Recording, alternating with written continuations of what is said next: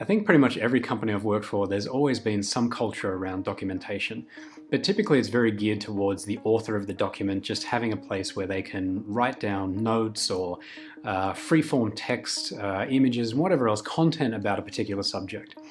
And it wasn't until I started working at Amazon that I realized the huge potential and value that you can get out of a particular style of writing. And that style of writing revolves around writing to a fixed length construct. So they teach us to write at either a 1-page or a 6-page length. And when you enforce that limitation on how long a document can be, this amazing thing happens. And it derives benefit for the author in terms of having that fixed limitation requires you to think very, very carefully about, what's the true essence of the idea that you're trying to convey, and how can you convey it incredibly succinctly, powerfully, and impactfully, such that then the reader can realize that same value of reading a document that is crisp, it's concise, it's clear, and straight away they get what you're trying to talk to them about.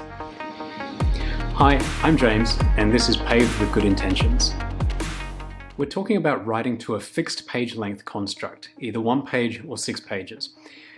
And when you have that sort of limitation enforced on you, it forces you to be very, very clear about what is the one purpose of the document you're writing, especially in the case of the 1 page where you have such limited real estate to work with. You've got to be super clear before you even put anything down on paper about what it is, what's the one thing you want the reader of that document to walk away with. If it's a call to action, what is the immediate thing you want them to do as soon as they go put the document down? If it's a proposal or something that you're looking for approval on, make sure you're super clear about exactly what question you're asking the reader. And then ultimately it requires you to distill a lot of content down into this super tight 1-page fixed length document. And it's that distillation that you derive a lot of the value from as the author of the document, because when you take what usually starts off as about 2 or 3 pages worth of content and start distilling it down to that 1 page, you have to remove out anything and everything that is tangential to that one single purpose for your document. So you strip out all the weak language, you strip out all the anecdotes, you strip out all the weasel words and things that are kind of just don't need to be there, and you end up with just the essential elements of the idea that you're trying to convey. And that's powerful not just because that's how exactly you want the reader to accept your message and be aware of it, but it helps you in your thought process start to understand better and more deeply what is the absolute essence of this idea that you're trying to convey. So let's talk about the process. I'm going to take you through how I write a document like this. Even though I haven't been at Amazon for a few years, I still write documents like this every single week, sometimes one a day. It is a very powerful, and I find it extremely useful way to get much clearer around an idea or a thought or a process or a procedure, a proposal, something I want to convey or an idea I have. But the way that I go about starting these documents is the same every time. The first and undoubtedly the most important part of writing this document is to get very clear about what is that singular purpose for the document. And I'll usually write it right up the top of the document before I even start writing any text at all. Because you've got to understand, you can't approach this by just thinking you're going to open up a Word document and start writing. You've got to start with some structure to make sure that your document's going to have the right flow as a narrative. So I first think about what is that single purpose that I want the reader to walk away with, right? What is the one thing I'm trying to convey? And I'll write it in square brackets right at the top of the document. I use square brackets as this way of sort of blocking out the structure in my document. And it's the first draft of what that singular purpose is. I'm not going to nail it the first time around, but it's just my first attempt at, okay, what's the one thing I want the reader to walk away with here? Then after that, I'll think about what is 3, maybe 4 supporting paragraphs or points that I want to then make that drive home that singular purpose. And again, I'll use a little square brackets and just write out 1 or 2 sentences for each of those 3 to 4 supporting points. The great thing about doing it this way is it takes away that sort of intimidating notion of, writing a document seems like such an insurmountable task, even though it's just 1 page, right? It gives you a way to start quickly and easily. Once you've written down the first draft of that simple singular purpose and a couple of those sentences for the supporting paragraphs, you've got the structure of your doc there ready to go. And now you just need to start filling it in. Typically, I find when I'm writing a document like this, it's the getting started part that is the most difficult. And I'll often keep these on my to-do list and I'll dance around them and I'll procrastinate. But then once I get started, and especially once I start defining that singular purpose and those couple of supporting paragraphs, then I'm off, then I'm running, right? The rest of the document will just flow. But that then leads you to the next most difficult part of this process, which is editing the document. Because once you get started, you'll start finding that you're writing down all your ideas about this subject, all the thoughts, all the things you've got to convey to your reader. And then you end up with, 2, maybe 3 pages of a document. And the goal here is to get it down to 1 page. Unless you're writing something super, super detailed, then you write to 6 pages. But I mostly focus on the 1-page construct. Couple of things that help me when I'm doing this editing process is that there's about 2 or 3 quick tips that I always keep in mind when I'm doing the editing. First of all, make sure that you strip out all the adjectives and replace it with data, right? Don't have, majority this or nearly that or lots of that. Anything that is kind of a weak explanation there that's not quantified and objective, get rid of it, right? If you don't have a hard number around it, don't try and make up for that by having soft language of lots of this or many of this or the overwhelming numbers of this, right? Just that's not convincing language and it's wasting your space. Speaking of language that's not conducive, it's not just about objectives, right? There are lots and lots of ways in which we write sentences that are just not necessary. Like, you think of when you're writing an email, you often pad it out with these flowery sorts of languages and unnecessary words. Those are the things you've got to strip out. And this is the beauty of writing to that 1-page fixed structure. When you've only got 1 page to work with, all the words that are not necessary to the clear, succinct, singular purpose of your document, they need to go away.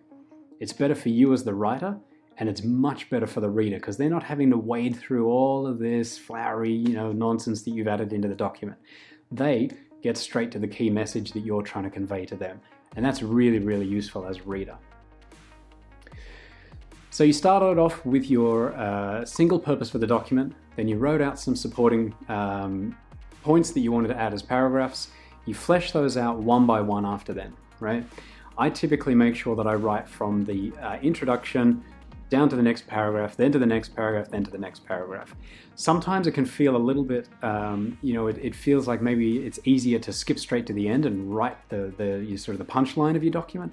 But that doesn't do your document a service, because the thing that you want this document to be is you want it to be a narrative. You want it to take the reader on a journey from the point where they begin, where they're not familiar at all with the concept, perhaps, that you're trying to convey, right through to being so familiar with it and so crystal clear in their understanding of it that they're ready to support you in this cause. But to do that, it requires a narrative and it requires some structure. And so I typically write the document starting with my introduction paragraph and then my 3 to 4 supporting paragraphs under that.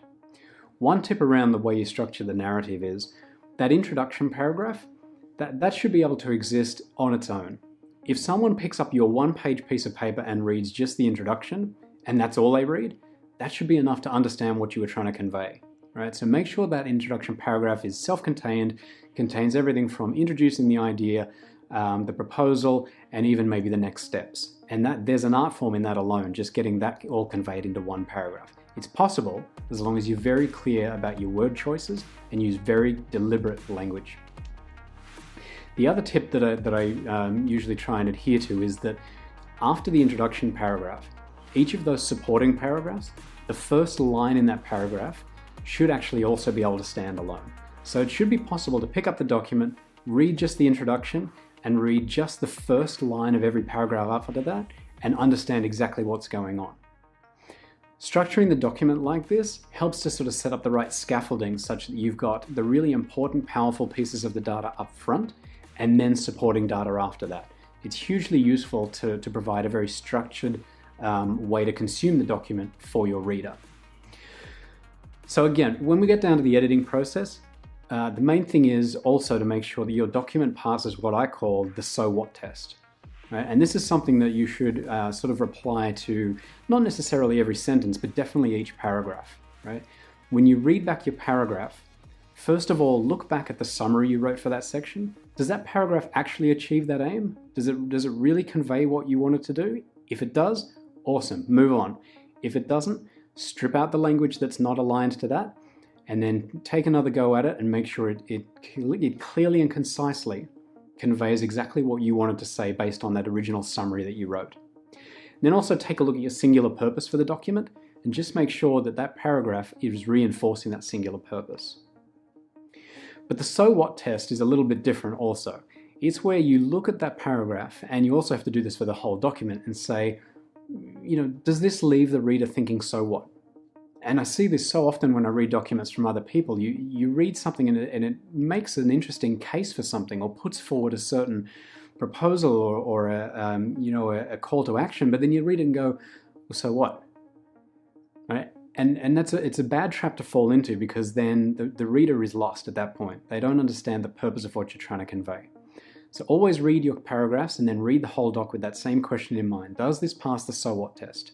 Have I been super clear about what I want the reader to take away from this? Because that's the antidote to the so what problem. If they're left thinking so what, then go back to it and think, what do I want the user to walk away with here? What do I want them to immediately do? What do I want them to be thinking? What do I want them to walk away with once they've read this doc?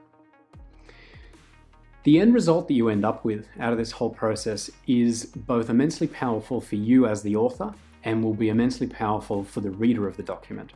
For you as the author, you get a couple of things out of it. First and foremost, and I can't understate or I can't overstate the sheer value of this, but it is the level of clarity that you will gain around your own thinking and your own idea here. If you take your idea and start writing a document about it, you will end up with pages and pages of information. And that's difficult to wade through. It's going to be unstructured usually, and it's going to be hard for a reader to pick up and quickly come up to speed with. And that's where a lot of those wiki systems kind of fall apart, because they just become a dumping ground out of people's minds, and they're for the writer, not for the reader. This is an exercise where, for you as the writer of the document, you get a ton of clarity around your thinking. The fact that you get a document out of it that you can hand out to people and use as a way to get people sort of up to the level of your thinking is one thing. But it's going to help you immensely in the way in which you then can pitch your idea to someone else, be it verbally, be it in person, whatever the circumstance might be. Because you've gotten that crystal clear understanding of your own idea and how to convey it succinctly, you're in a very powerful position then to be able to clearly articulate that idea. And then ultimately the document itself can become a force multiplier for you to help you get traction around this idea, particularly if it's a call to action or a proposal or something new. It's a vision you have that you want other people to get on board with.